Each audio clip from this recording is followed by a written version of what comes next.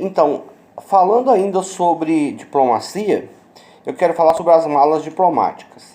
Você sabe que todas as coisas que estão dentro da embaixada, elas vêm de fora.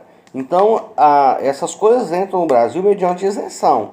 Então, a embaixada, ela pode comprar um monte de coisa lá no seu país de origem e pode trazer mediante isenção. E a embaixada dos Estados Unidos, por exemplo, nem a água que o povo bebe é daqui do Brasil. A água vem de fora, a água vem dos Estados Unidos. Desde os atentados de 11 de setembro, que as embaixadas recebem água tratada dos Estados Unidos, água de beber, né? Água das necessidades básicas não, mas a água de beber vem de lá por causa justamente do medo que eles têm de serem atacados por antrax, que é um elemento químico, um pó que se coloca na água. Então, as malas diplomáticas, elas são invioláveis. Quando a gente fala mala, dá a impressão que é uma coisinha pequena, né? Mas uma mala diplomática pode ser um container, inclusive. Agora, é claro que quando o ministro das Relações Exteriores autoriza, o governo brasileiro pode abrir a mala diplomática. Olha o que aconteceu. Suspeitava-se que alguns diplomatas nigerianos estivessem trazendo coisas mediante isenção e vendendo. Porque tem coisas importadas muito caras, né, gente? Uísque, caviar, um monte de coisa que é importada que é cara. Então se desconfiava que eles estavam, perfumes, que eles estavam trazendo essas coisas dentro da mala e vendendo aqui no Brasil. E aí o governo brasileiro, o Ministério das Relações Exteriores do Brasil, mandou um e-mail para o Ministério das Relações Exteriores do país de origem, se não me falha a memória, era como é que chama, gente? Um país mexicano, um país africano que fala português, Angola. Se não me falha a memória. Então, o Ministério das Relações Exteriores do Brasil tratou direto com o ministro das Relações Exteriores de Angola. Quando a mala diplomática chegou no aeroporto, que desceu do avião, e já tinha o pessoal da embaixada para buscar a mala diplomática, a Polícia Federal chegou. A Polícia Federal chegou e disse: vamos abrir a mala. Aí disseram: não, mas aqui é mala diplomática, tem imunidade, vocês não podem abrir não. Disse: podemos porque o seu chefe mandou autorização para nós, mandou esse documento aqui para nós, autorizando a abrir.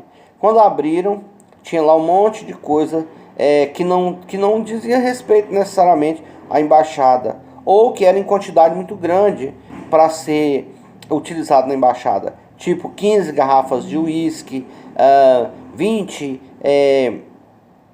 garrafas de champanhe, coisas que realmente não batia com a embaixada. E aí a polícia fez o flagrante, lembrando mais uma vez que essas pessoas têm imunidade, o Estado brasileiro não pode prendê-los, e aí logo em seguida eles foram chamados de volta para o país deles, onde provavelmente responderam um processo administrativo disciplinar. Lembrando que essa imunidade ela é do embaixador. Os filhos, a mulher, os seus parentes gozam, né? Mas ele é que é o detentor da imunidade. Então, quem decide se vai ou não abrir mão dela é o embaixador. Eu estou citando o embaixador, mas todo aquele pessoal do escalão que tem imunidade. Teve um caso muito específico de um filho de um diplomata africano, e no país de origem deles, a droga, porte de droga, pena de morte, e o filho foi detido com porte de drogas. E a lei brasileira é bem menos severa. Então o pai abriu mão da imunidade diplomática do filho. E o filho foi processado, foi condenado, pagou pena no Brasil, porque o pai sabia que se deixasse, se fizesse uso da imunidade diplomática, o filho corria o risco de entrar no país lá dele e ter que responder por um crime cuja pena era a morte. Então, ele abriu mão da imunidade. Então, o detentor da imunidade diplomática é o próprio titular dela, né, o diplomata. Os seus filhos, as suas mulheres, os seus dependentes não podem decidir se vão ou não abrir mão da imunidade. Quem decide é o pai, né, ou é a mãe, né, se for o caso, se é a mãe que for diplomata. Então, até tem uma brincadeira, né, que diz que a mulher do embaixador é embaixatriz, né? E o marido da embaixatriz é o quê? né? Nada, né? Não tem uma designação para marido da embaixatriz. A mulher do presidente é primeira dama e o marido da presidente é o quê, né? Nada também, né? Então, são as piadas aí da vida. Vamos falar por último sobre os cônsuls. O cônsul, como sua imunidade se diz respeito somente ao seu local de trabalho, somente à sua atividade, a sua imunidade não é extensiva aos seus filhos. Ele não tem imunidade penal, ele não tem imunidade tributária. A imunidade dele é única e exclusivamente no que diz respeito à realização dos seus trabalhos. Isso também afeta os que estão dentro do consulado, né? A não ser que os consulados que funcionam dentro da embaixada, né? Que aí os funcionários da embaixada são funcionários da embaixada que trabalham no setor consular. Mas se eles forem funcionários só do consulado, eles têm imunidade somente no que tange ao exercício da profissão, né?